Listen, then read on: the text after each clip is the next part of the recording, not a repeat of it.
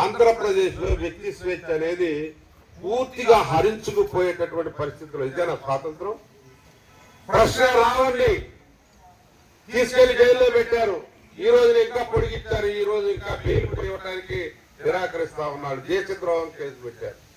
ఇది ఎప్పుడుదంటే స్వాతంత్రంలో స్వాతంత్ర సమయంలో బ్రిటిష్ వాళ్ళు పెట్టినటువంటి చట్టాలు. ఆ చట్టాలు తీసుకొచ్చి అలాంటి చట్టాలని మళ్ళీ మాడిఫికేషన్ చేసుకుంటూ ఈరోజు ఇక్కడ జరుగుతున్నటువంటి ఈ యొక్క మరి చట్టాలని సరిగా అమలు చేయకోకుండా ప్రశ్న రావన్నే కాదు అనేక మందిని నిన్న మన జాకీలు కూడా తీసుకుపోయారు. అంటే వ్యక్తి స్వేచ్ఛ లేదా? వ్యక్తి స్వాతంత్రం లేదా? వాక్ స్వాతంత్రం లేదా? ఆ విధంగా ఈ రాష్ట్ర ప్రభుత్వం చేస్తా ఉంది.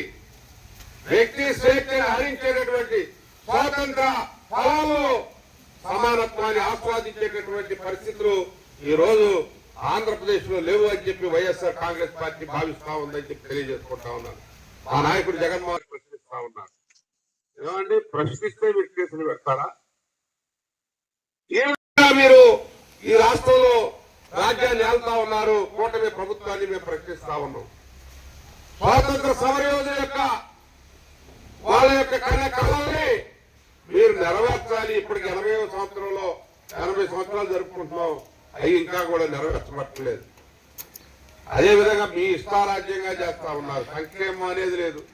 అన్ని అబద్ధాలే చెప్తారు. ఎన్నికల ముందు వాగ్దానాలు ఇస్తారు. సూపర్ 6 అంటారు, సూపర్ 7 అంటారు. అనేక వాగ్దానాలు అన్ని కట్టికి అబద్ధాలు ఆడుకుంటూ ఈ రాజ్యంలో ఈ రోజు స్వాతంత్ర భారతదేశంలో ఓటకు పరిపాలన చేస్తున్నటువంటి పరిస్థితులు చూస్తా ఉన్నాం. అందుకనే నిజమైనటువంటి సంక్షేమం రావాలి. నిజమైనటువంటి సంక్షేమ రాజ్యం కావాలి.